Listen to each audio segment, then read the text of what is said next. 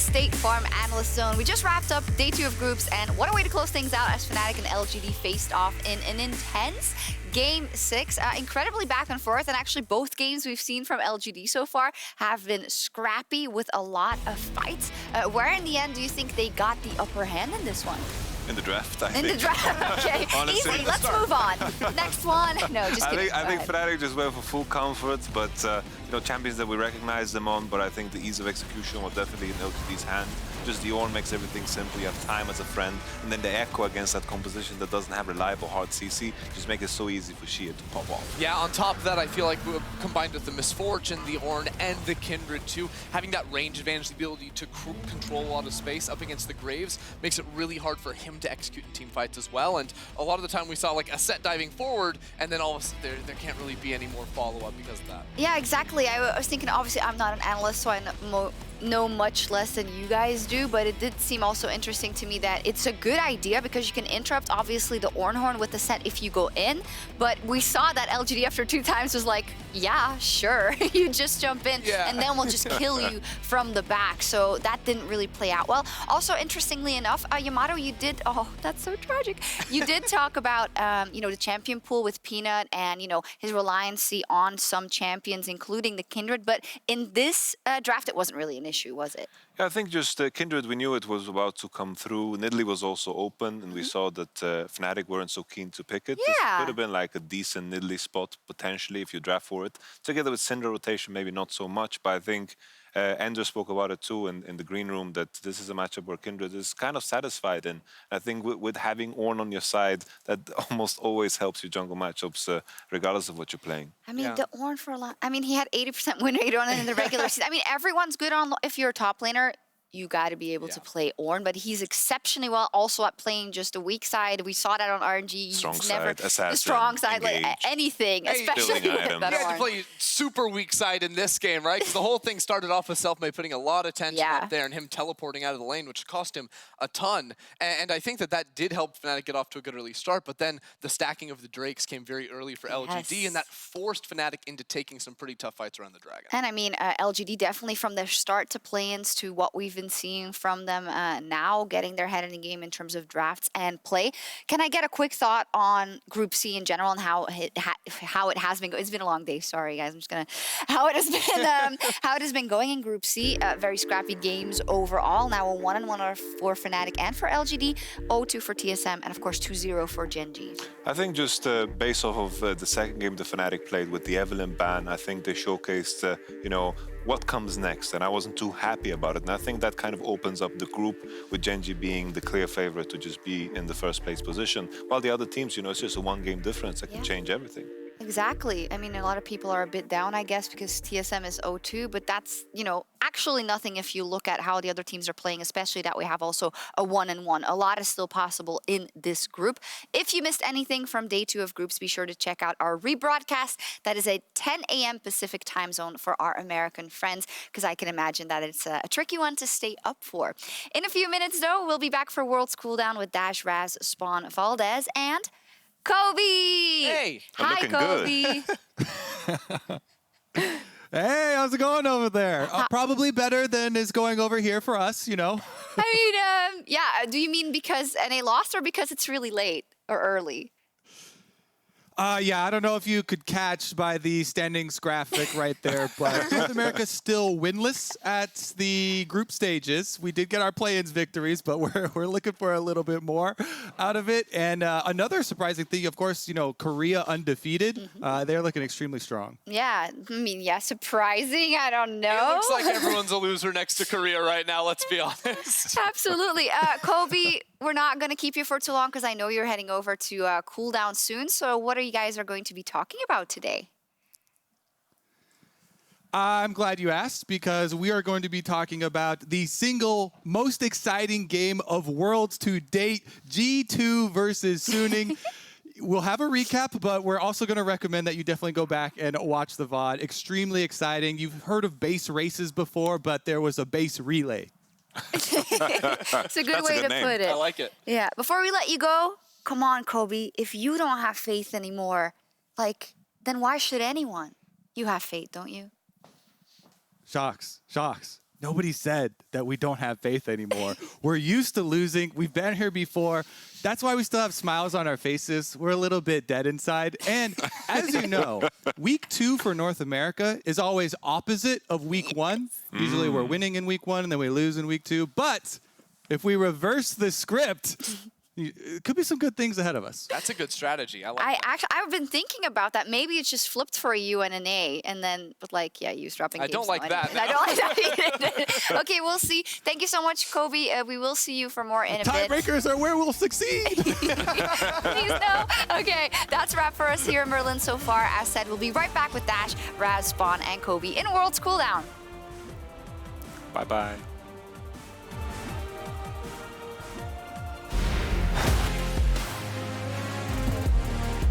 Hello and welcome to Worlds Cooldown, presented by State Farm, your one-stop shop for all things Worlds at the end of the night, or the beginning of the morning, or whatever part of the day you find yourselves in.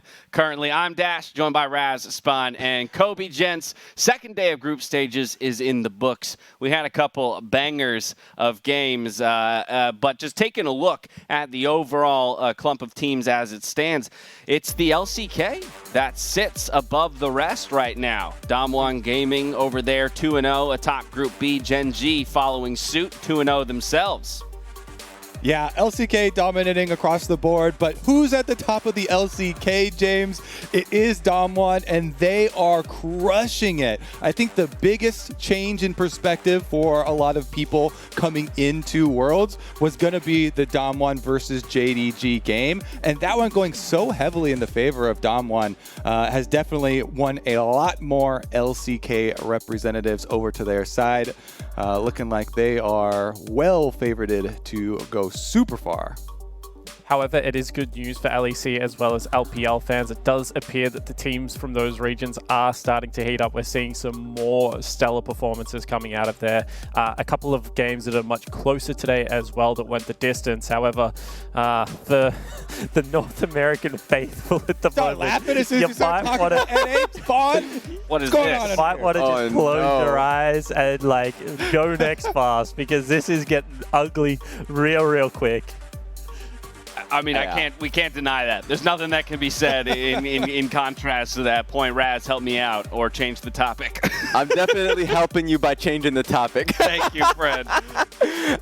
Because, like, for me, Gen G was a team that, when we look at Group C, people were like, I don't know about Gen G, you know, there were a few naysayers out there, probably because of previous Worlds performances, but they came out on top as well. Like, BDD had an excellent performance mid in both of his matches. Like, Ruler is still king in the bot lane.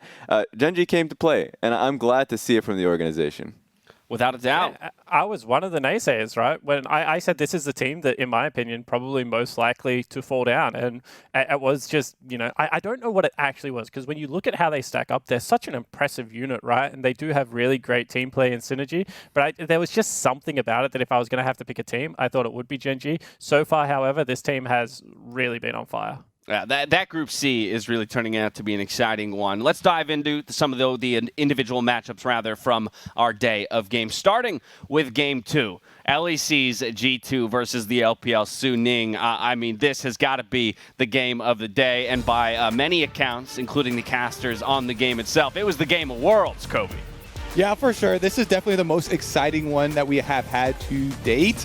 Suning just came out with such coordination in their team fights, gaining these big leads over G2, but G2, huge macro plays for them. Despite Jankos falling behind early to SOFM's big plays, aggressive early jungling, they were still able to pull it through. Twisted Fate wildcard stealing dragons. We had a base relay race to end it all off. So many good team fights to go back and watch. It just had so much action, so much tension in it throughout.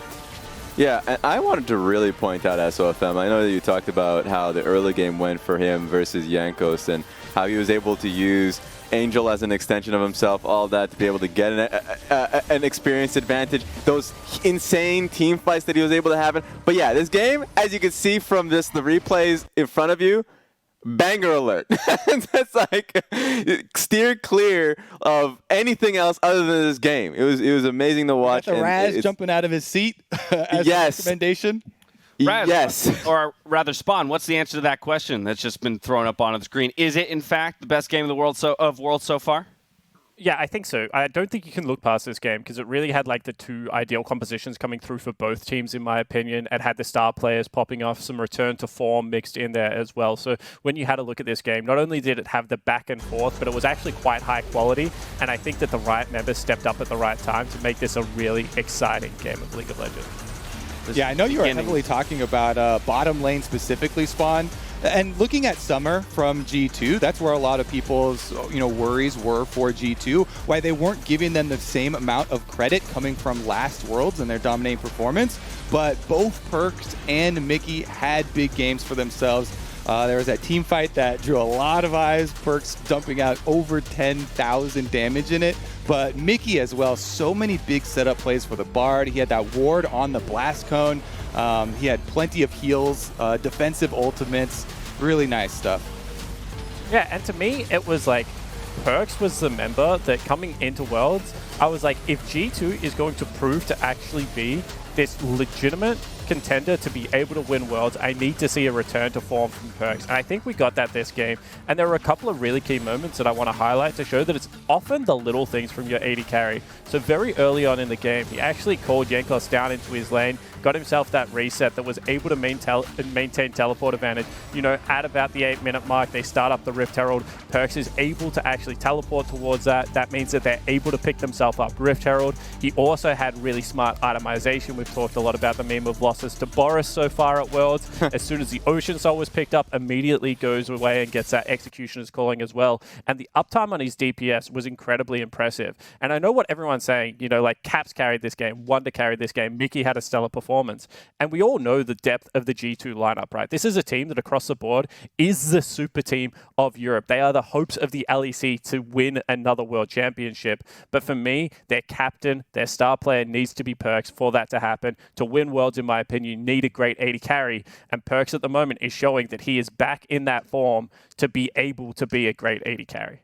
I fully agree with you. And I think the words that you use in like a European super team, it's that idea, because of how the summer split had went for this team had been falling away. And to your point, because of the bot lane, but also for me, the inconsistencies of the jungle. I felt as though like what we were seeing was everything that we wanted to see from G2, what made them really monsters in 2019 in international and tournaments. But I still need to see that from Jankos. Jankos, I think, had some really questionable decisions. Like when he got pilfered in his own jungle, he decided to walk out and go for Raptors when he had no mid prior. He had all of the information that Syndra was going to go there, and he still went for it. Like, we need to see these things kind of get cleared away if we want to see G2 in peak form and for teams to really fear them in these games.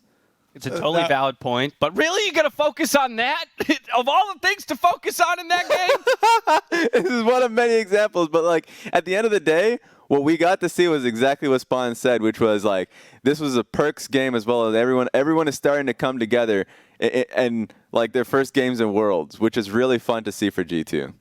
And the thing is, people already were super hyped on the solo lanes of G2. Like Spawn's talking about coming out of summer, people are not worried about Caps or Wonder. And those players are still going to be players that are going to be stars and on the forefront of their games. But people are looking at the other areas for them to have the complete package to really challenge the teams at the top. That people are now looking at TES and Dom1 as heavy favorites. They were already coming into it, but especially with the Dom1 over JDG performance.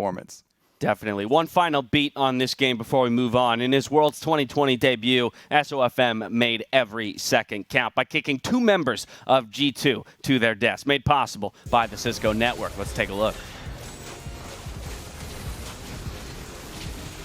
Raz, walk me through it. I know you're a big fan. This one was beautiful to watch for me because, like, the entire idea, like the beginning of the fight, I think was a little bit doomed for Suning because they had lost their support. He got picked right from the get-go. But then for SOFM to find that picture-perfect kick, I thought was insane. At first I thought, like, how are they going to be able to take this fight? Did he need to ward hop kick? The coordination with the flash from the Renekton to get the stun, being able to get the picture perfect kicked on the AD carry, I think that saved them this fight and the game up until like the later portions of it. And the coordination with Mickey. Mickey, where are you going? He's running right over to Perks. I think that was one of the few moments where I was like, hey, where are you going with that one? Because he brings SOFM right over. This also really highlights Angel's coordination with SOFM, because yes, you got that great kick. Yes, you get the line knockup. You have the AD carry locked up in CC, but that doesn't matter if there's no damage there. And Angel walks melee range of a volley bear into range of TF stun just so he can get that Syndra ult off to kill off Perks and make that a team fight victory for Suning. And that was one of the big things about their team fights. There was so much coordination in these plays to pull them back from deficits. And I think that's a major difference in SOFM this year. Like Raz, when we used to watch SOFM all the time, he was a guy that would build like full damage on his Lee Sin. He was running things like Ignite, Smite as well before it was cool. But now he's got a team like crazy enough to actually go in with him. Like they actually see the game the way that he sees the game. Therefore, he's been able to change up his style to more of that supportive facilitator. You know, we're going to keep talking about it, but Angel's going to play around him. You know, in the team fights, they're going to look to follow his lead a lot of the time. And he just plays like a madman on Summoner's Rift. Like he only goes forward. He is like the categoric go forward player, and it's very fun to watch. Raz, I want to give you the final point here on Suning. What is your impression of this LPL squad, even in the loss here? Because this felt like the most difficult of the LPL teams to kind of nail down coming into the tournament, and particularly the group stage. A number of people saying wouldn't be surprised if this were the LPL team to kind of peter out in groups and not make it to the knockout stage. But how did you feel about the showing against G2 here, even in the loss? I'm incredibly confident because they looked confident. I think a lot of people had lacking faith because of the younger players. How was Huanfeng, how was Angel and Bin going to perform on that stage? And I thought that they came in and were always on point in team fights. They matched really well against a veteran lineup, and it was G2 that had to rise to the occasion in those instances to have a fantastic game. So I think Suning for sure are a team to beat in this group. Well, while Suning rather fell down today, JDG took a step up, Kobe, taking the win over PSG Talon, of course, rebounding from their loss yesterday against Damwon Gaming.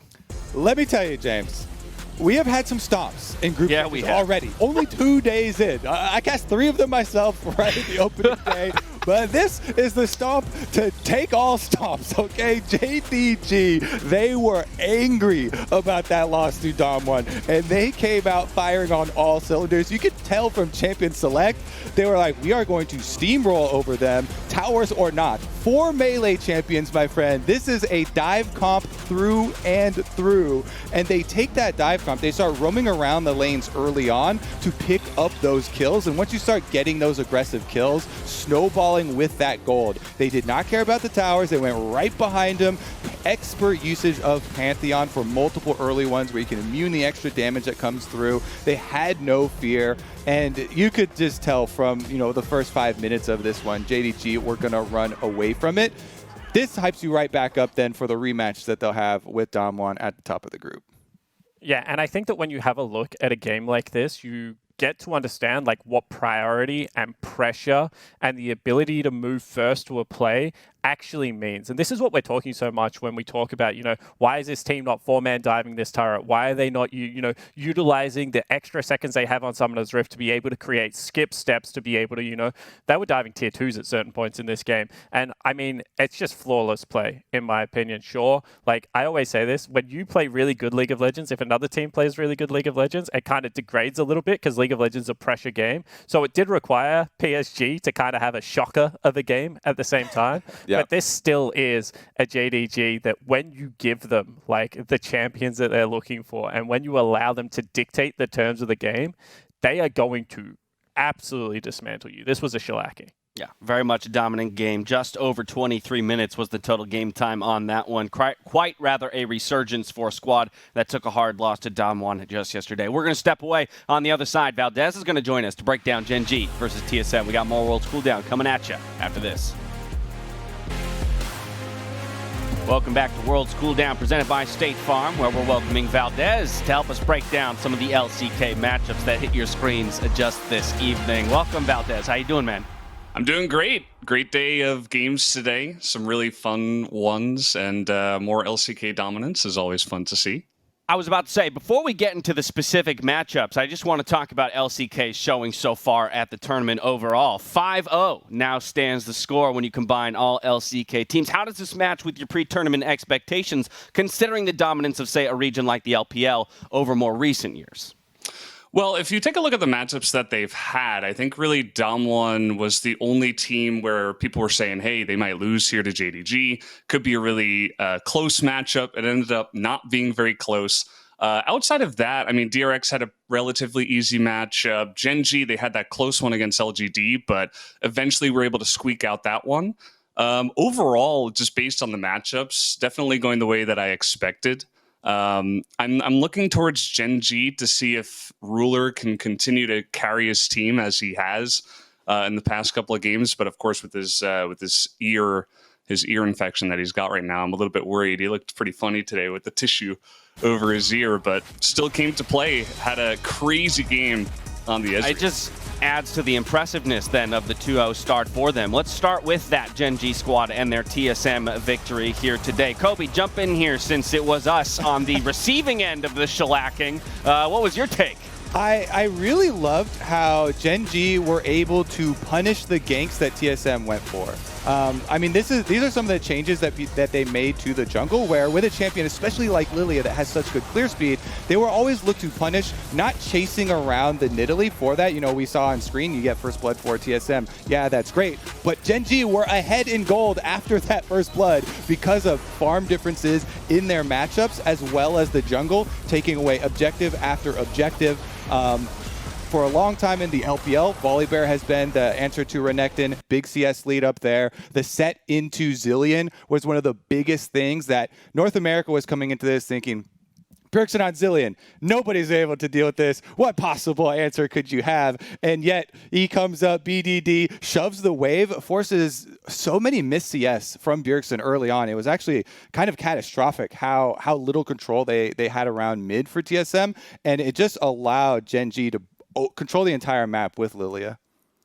Well, Valdez, what's your perspective then as an LCK representative? When you see a pick like that, when you see the Zilean come in for Bjergsen, this thing that we rave about nonstop and talk about the win rate and the pocket pick and all that, is there any sense of concern there, only then to watch BDD completely dismantle it? I think that we don't see in the LCK very often for a reason. I think that a lot of the LCK mid laners would see that and they'd just be like, okay, I'll play a tank, I'll play Lucian, I'll shut you down 100%. They're gonna have their jungler around you. They just know how to play around that kind of pick really well. So I think when Gen.G saw that, they were very calm. They're like, okay, you know, we've got set mid, should be really, really fine. We saw how difficult it was for Zilean to try to CS up against Set, who was just playing with such crazy positioning, way far down the lane, getting multiple plates as a melee against range, which was really nice to see. And for some reason, all these LCK teams so far, they've just found a way. You were talking about the first blood. That went the way of TSM, but still they get so far ahead in the early game. It's like somehow so much gold is leaking their way in so many of their matchups just because they look so much stronger in the early stage of the game and the laning phase. And look, I don't really know whether it was somehow. I think it was a systematic destruction of the top side of Summoner's Rift, because at 5 minutes into the game, if you discount the support positioning, which is obviously Targon's, like they are genuinely 52 CS up for the first 5 minutes. And this is what we mean by priority, the ability to be able to push your lane and respond first in the pathing to river and jungle. And as Kobe pointed out, this was a jungling clinic put on by Clid. Anytime he needed help, he would pull one of his solo laners into the play to be able to assist him with either vision or the ability to set up skirmishes and completely cut off all routes for Speaker to be able to take after that first gank in the top lane. And that was just like systematic control. That's when you say good macro, that's what you're talking about. The ability to just be able to play the map. Every move had a counter move from Gen.G here, and it was just impressive to see. Yeah, this game kind of highlights how often casters will talk about jungling is a team game, because they're able to use the entire team there to really set them up and control the map. Yeah, and in general, I think history has shown that the Korean teams, above all else, are generally play the most consistent. And I think that's where, again, you look at those CS numbers, and it makes sense to me that one part of the map can maybe fall down or fail or misstep, but the rest of the map can so easily cover for it. Today's State Farm Assist of the Day, though, is actually going to the team that was on the losing end of this bout. It goes to TSM's Doublet for his excellent flash snare onto Ruler in the bot lane spawn, perhaps the only time within this game where some smiles went across the NA faces. Yeah, and I think this is what you're going to need to see more out of TSM, like a smart force, because what had actually happened, you probably saw on the minimap, is that Speaker's top side of the jungle had just been taken, double control ward up there. He actually walks out of base into bottom side, gets spotted on a very deep ward that was dropped by Clid as well. And Doublelift just knows that his jungler is going to be like completely destroyed if he doesn't get something happening. And I think that when you have a look at a center Rakan lane, that is definitely supposed to be the scaling late game option. So the fact that they're willing to burn summoner spells, be aggressive, and allow Speaker to have an avenue to play through, like that's definitely the assist of the day for me, because nothing else was going anywhere near remotely to plan for TSM in this game. So hats off to Doublelift. I think he's going to have more plays like that if TSM have a chance in this world. Yeah, maybe 102 more of those plays, roughly. just an estimate. Okay, let's talk about the other Korean game of the evening. It was Rogue versus Damwon. Damwon now sits atop their group at 2-0. Valdez, thoughts here? Because the draft for me was really interesting, seeing out of Damwon the willingness to go for something like the Lulu up there in the top lane. Yeah, I mean, we were talking about Zillion before. This is a similar idea where it's like, oh, you know, let's try to counter Finn, which a lot of the casters have mentioned seemed to be the weak point of the team. Nuggery can play anything. Something that is very common amongst these top LCK teams, especially Damwon, is that their champion pools are insanely large. They can play pretty much anything at the drop of a hat. And Nuggery's like, okay, you want me to play KL? I can play Lulu? Sure, let's do it. And it ended up being a really great lane for him, but obviously I think the highlight of this one was Canyon just, I mean, he's all over the jungle. He just made Inspired look a little bit not very inspiring this time around, and it's just something that Canyon does in and out, not only here at Worlds, but also at LCK. This guy has been slowly becoming a huge juggernaut in the jungle and is insanely good right now. Spawn, jump in, then Kobe, I want to hear your thoughts on the Graves and Lulu combo. Yeah, I mean, surely this is the evolution of Damwon from like last year, right? Is the fact that Canyon has been able to elevate his game so much, because they had very consistent solo lanes last time around. You know, Noguri comes in, he plays Klepto on every single champion, still able to top gap. Showmaker, to me, was one of the most impressive players in the world last year, and he's still showing that great form as well. But the fact that Canyon is now using that pressure of his top laners, and as Kobe keeps mentioning, and we're going to keep saying it, like, jungling is a team game, and as a jungle, you are the beneficiary of a lot of the plays that your solo laners in particular will set up, but Canyon is taking it to a whole new level at the moment with how he is able to actually take over these games. Exactly. I mean, it is a team game, and yet sometimes you need to take matters in your own hands. I'm tired of seeing a Graves pick cycle their own jungle camps over and over. You watch the Super Server games leading up to Worlds. Graves, you pick Ignite into a Hecarim. The Hecarim, it has no place, even in his own jungle. And Canyon does not hesitate. Boom, he's immediately invading in there. You go red buff right into the enemy jungle. That's what Graves, what Kindred will want to do to try and abuse their range advantage into champions like that early on. And then he doesn't let up. So it's a symbiotic relationship with those powerful lane matchups that you're also trying to choose. And then throwing down the Ignite on top of it to really stamp your authority over it. I just thought that was what you want to see from those types of picks. And then the Lulu thing, I absolutely fell in love, because it's kind of the reverse of that, where you're like, you know what?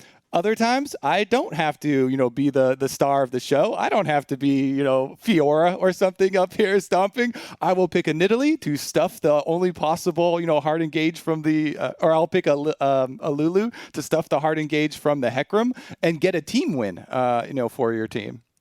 Well, and I'm going to come to you on that point, Valdez, because that, I think, is one of the things that continually impresses me about the LCK as a region. There seems to be, especially at these international tournaments, a little bit a lack of hubris, where in other regions, or maybe for some other teams, it can get in the way. With the LCK, we know as you mentioned, that Nuguri can play anything and very much could have said, hey, give me the Camille and let me just try and outplay and hard carry, but instead has the humility to jump onto a pick like Lulu knowing this is what's best for the victory.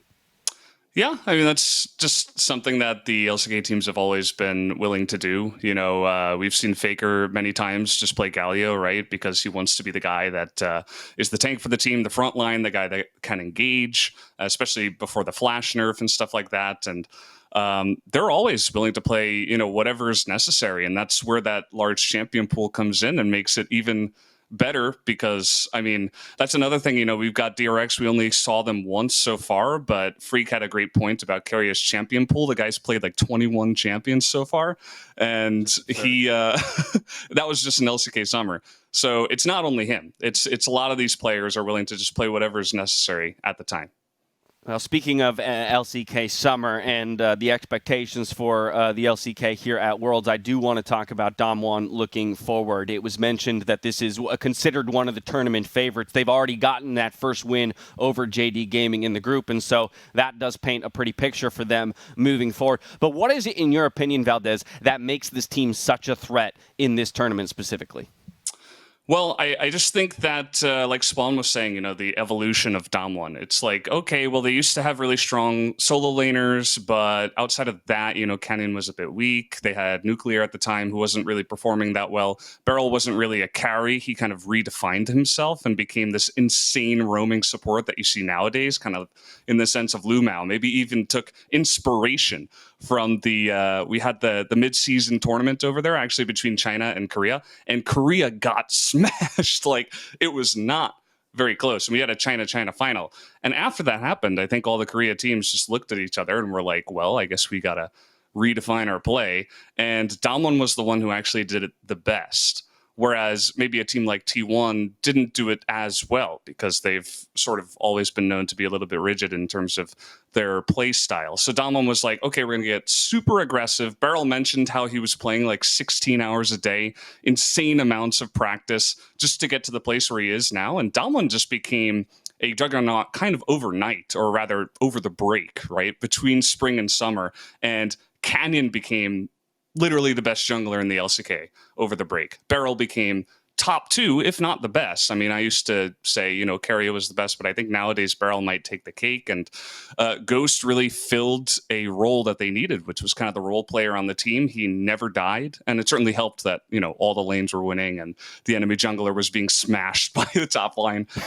side of the map, rather. So it's a lot of different things, but really just everybody came together and are doing their part really well. Like Showmaker mentioned in his interview after the victory, he's like, you know, there's not really one of us who is carrying the team. It's all 5 of us can show up on any day.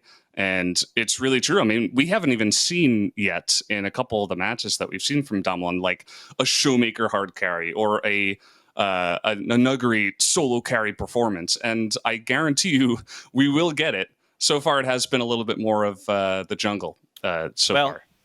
If the evolution of League of Legends has taught us anything, it's that now more than ever, this is a team sport. So it will require a team as well, synced as Damwon to come away with the finals victory. The final thing I want to get your thoughts on, Valdez, is that Top versus DRX matchup tomorrow. Do you think DRX can take it, or do you think it goes to Top and LCK takes their first loss of the group stage? Well, I mean, that's the interesting thing, right? Like, both DRX and Top haven't been challenged yet. So it's like... It was a long time since we saw these teams play, because they played, of course, in their finals or in the playoffs in their own regions. And then we had a long break before Worlds. So it's really interesting to see, you know, how these teams have evolved since then, where their practice has put them. And honestly, based off the 2 games we've seen, it's hard for me to say, okay, this team is looking a little bit better. I would say that DRX, the one main worry that we had from like the LCK caster side was that they're quite inconsistent.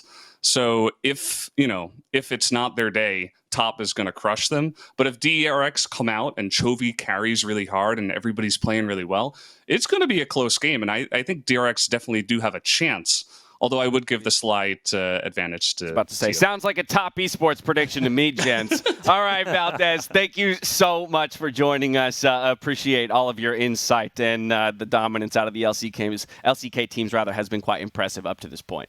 Yeah, thanks for having me. It was a lot of fun, and hope to see you next time. Yes, sir. We'll catch you just around the corner. Now we're going to step away on the other side. There is more Worlds Cooldown coming your way. Welcome back to Worlds Cooldown, presented by State Farm. It's time for us to talk about that first game of the day, Kobe. First game of the day was Machi Esports versus Team Liquid. I think there were some pretty heavy expectations here. Please, it's for not North. We have to do it. We got to do it, my friend. Oh, okay. Open your All eyes. right. Kobe, you close your eyes Here. while I have... There, first blood there, Cordia J. He lands the light binding, boom, Tactical's on it with the trap, and from there, it's downhill. Really good flash gank towards mid lane. They take down Jensen, and losing Jensen, that much priority early on, then Broxa doesn't really have an area to work off in this map. The draft doesn't have a lot of CC, doesn't have a lot of proactive playmaking on it, and the players already have that tendency. As people who watched North American LCS will know, they literally had a very similar draft to this in the LCS and were only able to pull out a win because Impact made this big hero play on the Mordekaiser, flashing in and getting a Mordekaiser ult. But aside from that, they did not force any plays. They weren't able to create anything on the map because the only thing that they could do at that point would be to have to play off one of these winning lanes so much more to then draw their opponent to an objective, and they never took that initiative themselves. And Raz, I'm sure you've done this before as well, but as a coach, sometimes when drafts come in, you have to ask your players, like, is this reality? Because when you have a look at what Team Liquid have drafted, they've drafted hard smashing bottom lane, counter pick top lane, and they've drafted no form of engagement. So they have to be at every objective first. And if I'm Team Liquid and I'm the coaching staff, I have to look at them and I have to say, is this draft reality? Are we going to generate such a huge advantage throughout our laning phase and our jungle that we are going to be able to smash the laning phase, get to every objective first, and set up flawless macro? And from what I've seen, the North American commentators like commentary around this, and from the games I've seen myself around Team Liquid, the answer to that question is no. They are still prone to make mistakes. They are still prone to slow the game down. They are not this crazy snowball team that is just going to be able to fast push their way to victory. They're not this huge split pushing team that is just going to be able to generate a side lead advantage and be able to use that to create numbers mismatch. A lot of their objective control does come down to 5v5 team fight, and therefore you have to be asking yourself, how do you actually create that team fight if you're not at the objective first? And unfortunately, the answer is, with a comp like this, you do not do that. This was a bad draft coming through from Liquid, and I think they were really punished for that. Yeah, and I think there are layers to this because a lot of the times I'm sure they're going to have the conversation about the draft. Like, I didn't exactly like them banning the Nautilus. I think having the Nautilus, if they take it, great, you have a Leona, right? Like, all of these things are definitely on the table. So I can echo the sentiment. The second layer is literally just like, when you have this draft, you need to be able to make plays. You need to be able to generate plays, like have a general plan within the game. How are you taking the Dragon? How are you taking Rift Herald? For me, the biggest issue is more so like you already see it on your screen about Broxa. 10 minutes and 50 seconds, if people can like check it out, like that for me was a big issue because bot lane smashing. Amazing. Like, everything is good in this respect. The problem is, why is Broxa going bot side to look for a kill? Because for me, if you have huge priority bot side, Rift Herald's out top, what you need to be starting a conversation for is, all right, perfect. Like, if my support's low on mana, get a base, let's go top side. Let's try and we have first push bot side. Let's start going for a Rift Herald there. Because best case is that if he does what he did right there, he gets the bot lane kill, but they're trading sides in a map state which they're already hugely ahead. So trading against that situation is really bad. Worst case is literally what happened, which they could have made that plan. They didn't get a kill bot side. Bot lane actually completely based from the enemy team, and now they lost Rift Herald when they could be making a play of their own. So for me, it was more so just like using the priority that you had with your lanes to get something else on the map, something that they did in play-ins that I really loved from Team Liquid I want to see more of. Yeah, I think something that we've continually run into with this team, because everybody has this well-set picture of Team Liquid, how their players are going to play, how their team is going to play. And if you do not have impact on one of those tanks that does have the CC to initiate for the team fight, then you have to have Core JJ on it. And if Core JJ is picking for lane with a Lux Caitlyn lane, which is in isolation a very good lane, you can push super hard. We saw them get their 2v2 kill. You mine turret plates. You try and snowball off those early turret pressure and move to the objectives like you guys are talking about. But if they don't have that in either Impact or Core JJ's hands, and Brox is on Graves, that's not going to fill that hole for them, not going to fill that need as they transition to the mid game. And that's when we end up with these games where people really start to complain about the same things over and over with the team, how they're slow, how they didn't have the initiative, how they were unable to force that stuff. Raz? Yeah. I mean, at the end of the day, for all of us, we're talking about all these mistakes that were coming in from Team Liquid. For me, this was like the first look of Machi as a team at an international event, and they looked really damn good. For me, Mission was really great, and like, we were hitting on his CS difference, right? Or at least like how much minions he was generating, because he was like, all right, I pushed out mid, everything's looking clear. I'm going to take a peep at these raptors over here, these chickens. I'm going to have some of these. And like, he was farming himself up to be a real carry on this team. Yeah, just take a pick. It's a gourmet out here. I loved what Machi was doing as a squad. And a lot of these players are veterans, like the casters mentioned it. They've been on this stage before. So you got to see that. And of course, like, looking at all the flaws that Team Liquid has, like on the flip side, you're looking at all the positives that Machi was showing. Yeah, and I think that's what this game came down to, right? I mean, I think it was actually Yamato at the top of the show that identified that like these two teams play like eerily similar. And like that we were going to see like not a clash of styles, like an actual like come together of styles, and whoever plays the game better, whoever is a better team should be able to take that. And I think that, Machi got a much better comp to be able to play the game that way, like very good ease of execution. Yes. They had Enchanter with a tank top laner, which is obviously perfect for a lot of these setup fights. And then Ezreal is just like so hard to like lock down if you don't have a tank in that CC yourself. So like credit to Machi. Like I think they drafted for the matchup really well. That's great scouting. I think they played the matchup like terrifically. And as we mentioned, like Mission in the mid lane, he was a pressure point that you need to be able to play that style. Yeah, I just wanted to add the fact that Gemini was also doing a great job, always on the opposite side of where Graves was, so he was never really being impeded by the matchup. And on top of that, hitting on the draft, Karma Volibear, if you ever find someone, you can look for a pick on that. It was just not the same case a lot of the times going back to the draft for Team Liquid, is that if you have Graves and an Enchanter, if you see someone in front of you, good luck like trying to get a pick, or even good luck trying to kind of walk into a bush when the enemy team has it completely warded. It's good luck. Yep. Full send. So like I really enjoyed what we got to see from Machi, and let's see if they can continue this one. Final thoughts on that matchup, Kobe? Yeah, I mean, I remember watching it live, and we were having these visceral reactions where we're just like, wake up, because there's so many plays like, holding flashes mid, or not setting up on some of these opportunities that look right there. It just felt, honestly, for a little bit sleepy.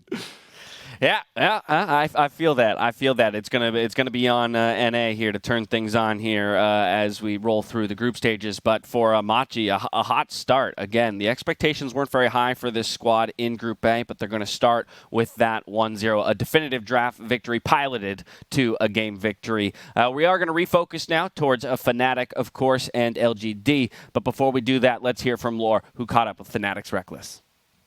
Thank you very much, Dash. Laure here, back in the interview studio here in Berlin. I have Reckless with me to talk about the last game. Thank you very much for joining me, Reckless. I'm sorry things didn't go your way today, but I hope there's something you can learn and improve on after this game. Yeah, for sure. I feel like we might as well have won this game, honestly. Looking back now at these two games, it's been very slow in general, how the games have been. So for sure, that's something we can take with us now going into the next game against Gen G and week 2 of playing everyone once again. I think we kind of have to get into the groove of games being longer and being more team-focused rather than individually focused. So that's for sure going to be like a a focus point of ours going into the next games. Yeah, and I feel like it's an interesting point about Group C overall, the fact that games are less one-sided and tend to last longer. How do you explain that compared to the other teams at Worlds this year?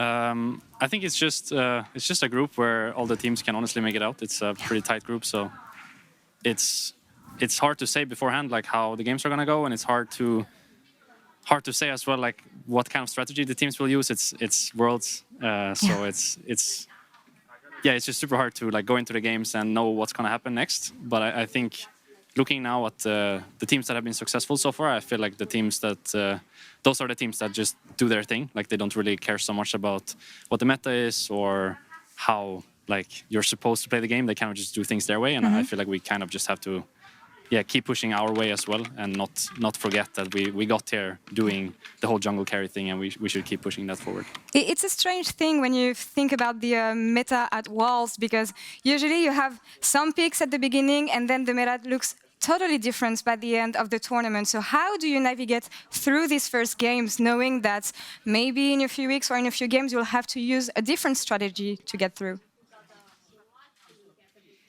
It's tough.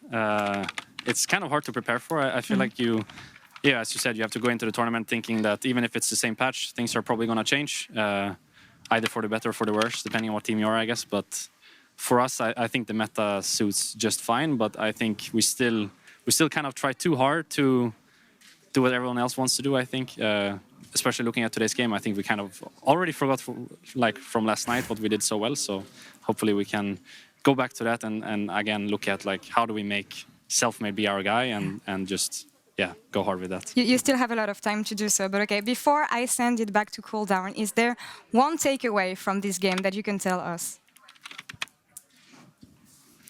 That would be for me what I said earlier, like the games are really long, and when we scrim the games are not so long. So I think we just have to realize that it's again the whole scrim versus stage thing that you kind of forgot now that it's been online forever. So we kind of just have to realize that it's going to be a much more team-focused game now, and much more about like which composition you're running, how you take space around the Drake or around the Nash, how you set up vision, how you look for TP flanks or flanks in general. Like there's a lot of things you normally don't think about when the games are quick, as they would be in a scrim, rather now when they're longer, and it's just much more about the 5v5. So I think we just have to look at like what we can do as a team rather than as individuals.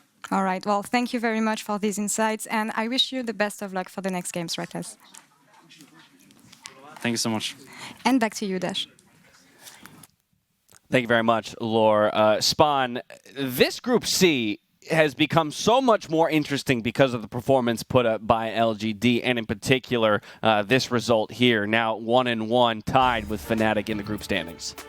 Yeah, absolutely. And like, can I just say before we even jump into that, like that is like so much respect for Reckless to be able to actually jump on camera and like do an interview and be like incredibly candid about like the difference between like scrim and like what he's seeing on the world stage and like how he believes that they should play. Because like that's one thing I've always just like really respected about the guy. I love the fact that he's willing to jump on camera. Those are the hardest interviews to do as a player generally, to be able to like give insight into a loss. And I think that he does it like with such class. And like to piggyback off the back end of that, like this group is wide open. He's kind of like saying like, you know, we're in with a fighting shot, but these are the things that we've got to be able to work on. And I think like that's raw and insightful, and, you know, just really, really pleasant to be able to listen to. I fully agree. I thought the point that he made about the slower games, like being ready for that, like talking about Drake positioning, for me, in fact, like 2 points within this game really identified that. Like 28-minute dragon fight that was about which got them like that huge set ulti, like everything about that from Fnatic's point of view was great, right? And I wanted to see that replicate, or at least the setup for that in the next fight. 32-minute Drake fight. They didn't mark the flank on the echo that was coming through. Also, Set didn't get exactly the best engage in. Like those are what makes and breaks a game for me. It is, especially when you're going up against an LPL team, you're just going to get scrappy team fights like these. So that was a great example that I saw in the game. Yeah, honestly, even the stuff that he was saying about team coordination and self-made specifically, this is the second time in an interview where Reckless has talked specifically about, yes, making self-made our point man for the majority of the game, playing around the jungle. Like our reoccurring theme that we keep talking about here. Yeah. How to gain those advantages through multiple people and setting themselves up for objectives like this. I think in particular, though, that jungle call-out is all the much more interesting because of the performance that Peanut has been putting out on the world stage more recently. Yes, LGD rather struggled in the group stages of play-ins. 2 3-0s off, the back of a number of great Peanut performances, in particular on that Kindred, and again here today showed up in a big way. Insane. Honestly, it's insane because, at least in the beginning of play in group stage, where Peanut was struggling a little bit, he started out with his Lee Sin that he hasn't really had a good record on this year, and he went straight back towards the Kindred, which, as you can see, has been his go-to pick. That has been what he's been most successful on. That has been what LGD has really rallied behind as a team-fighting team.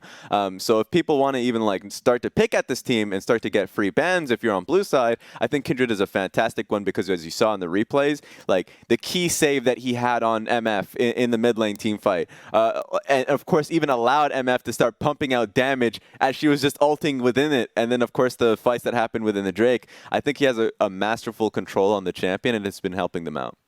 Yeah, and I know that when I was speaking to Frosk about this, right, she was very vocal that this should be Peanut's meta and he should be able to dictate the flow of the game. And kind of the worry with LGD is the fact that they are that mixed language roster, and it does seem to be at times that they will get lost and be on different pages. And I think there was one team fight in particular where they certainly reared its head again. Peanut actually missed his ultimate once, but across the board, that was a much more consistent performance. And I do think that certain teams need pressure to be able to perform. LGD was not the best regular season team in the LPL, but when it came to the best of 5 games, when it started to come down to the knockouts, they performed really well. Once again, best of 1s, they kind of sucked in play-ins, but as soon as it came to those best of 5s, the pressure did elevate this team, and I think it will continue to do so. And the other takeaway from play-ins, while we're on Peanut right now for a while, is that he is not this, consistent 100% of the time, always going to dominate player for you. We had games in play-ins where he was a big liability. And yet, the game right afterwards, without blinking an eye, all members of LGD play to support Peanut. They were getting scuttle crabs for him, feeding him marks. They're setting him up for these plays. They are all in on playing behind him, and that sort of dedication really does show through, and I think that's one of the big reasons why LGD have bounced back from some of the missteps that they did have in play-ins, where group stages of play-ins, the people were already all off the wall, losing complete faith in them, and then they have the back-to-back 3-0s and come out here and get a win against Fnatic in group stage as well. Gotta love it. Build your boy up. All right, now before we call it a day, let's jump into our World's Honors for the day, where we give a Feels Good award to those that deserve it. And Raz, today we're going to start with you, and we'll go down the line. Who are you giving it to? All right, starting it off, we have to give a big welcome to SOFM.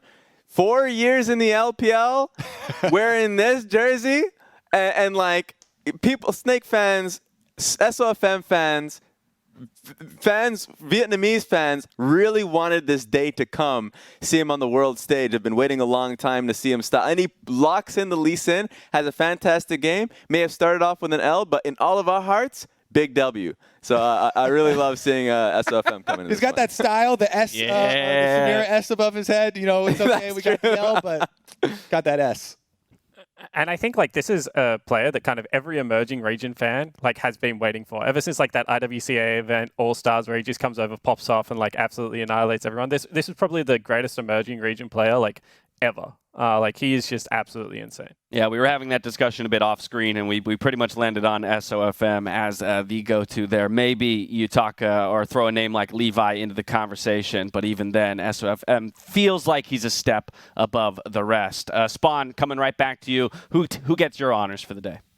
Yeah, I mean, I have to throw mine towards Noguri up there in the top lane. Like, find a man that can do both for you, right? He can be the Camille, and he can have the Twist of Fate coming into his lane and helping him out. He can play the hard carry, but at the same time, willing to do the no ego thing, lock in a lane bully counter that is going to support Kenyon's Grave in that Lulu.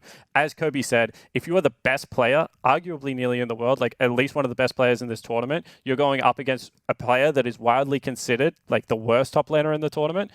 There is a big part that is like, coach, just let me bully him. Like, let me at him. But I think that, like, this just shows that the team is going to be willing to do anything to win the World Championship this year. Like, today's game from Damwon actually made me, like, an incredible believer in this team. Yeah, I don't want to knock your point because ultimately I do agree with it. But you mentioned, you know, he can play the Camille's where the TF comes and helps feed him. He can play the Lulus where the Graves comes top and helps feed him with a level 3 tower dive. So it appears no matter what champion he plays, they can still get it done up there in the top lane. And that's the thing. When I see the pick, I'm like, look, this big brain. You know, he's countering the Hecarim hard engage with Lulu. This beautiful. But also, he controls his lane state so well. He's got a CS lead up there with the Lulu. Like, this is not some flimsy Lulu. Right. Takes building full support items.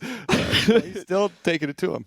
Takes the team pick, and still wins the lane. Gotta love it. All right, Kobe, who gets your honors today? It's got to be Xie for me. As much as we were talking about Peanut and how critical he is to this team, LGD back to what we saw in the LPL. Xie doing so much work for this team. Such a big carry for them. He pulls out the Echo, talking about the flanks Raz was bringing up. Really big plays for him. This is a guy, this is an LPL mid laner that really deserves a lot of the credit. He has stuck with it for so long, and he has worked so hard to get here. Yeah, and a big reason. Oh, go ahead. Sorry. Wow.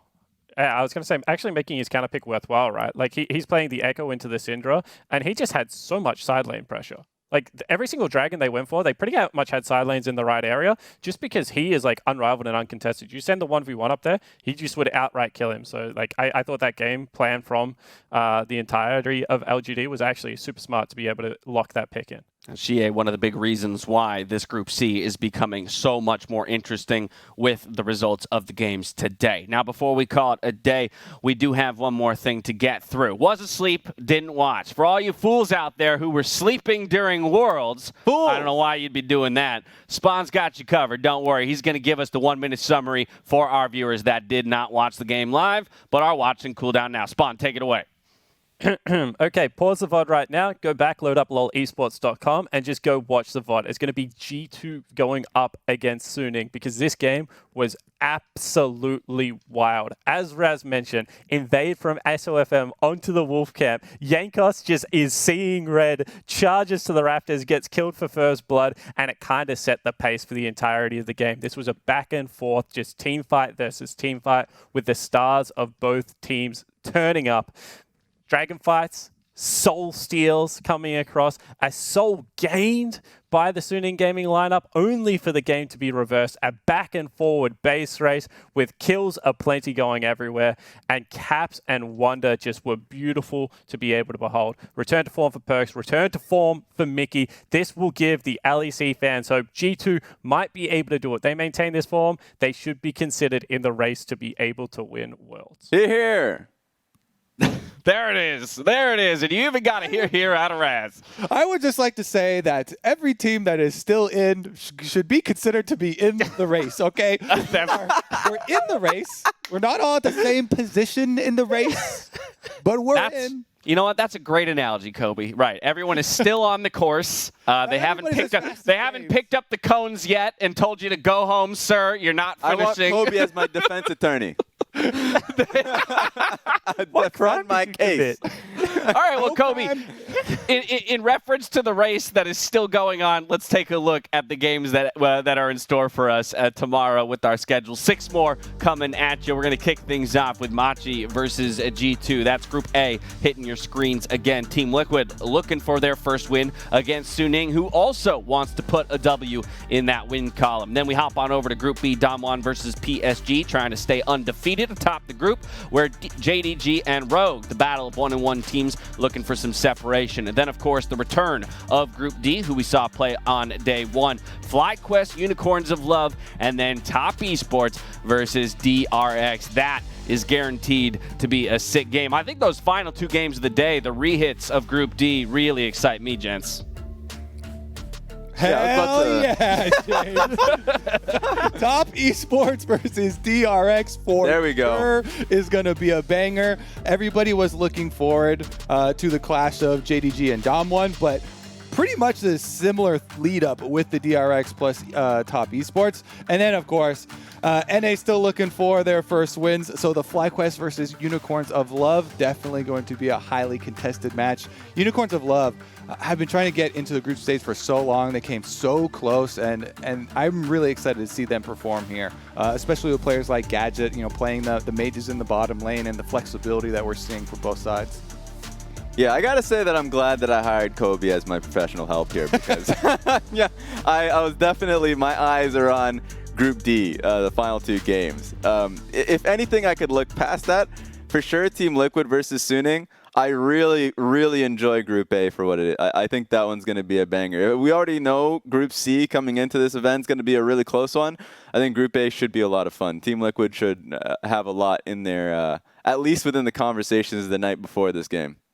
Yeah, that's what I was going to say. Broxah versus SOFM has to be like a matchup to watch, if not a game to watch, because sometimes it does require the bear to be poked a few times before that they're actually ready to like poke back. And I think SOFM is going to poke Broxah quite a few times in that early game. So I'm looking forward to it. I want them to remain faithful in the Team Liquid jungler, get him an aggressive matchup, and see whether he can go toe-to-toe with Vietnam's best. Well, some promised bangers coming at you in less than 24 hours. That is going to do it for us here, though, today. So on behalf of myself, the casters, all of the remote broadcast crews from all around the world, thank you so much for watching. We'll see you next time for more Worlds 2020. Bills in the mail.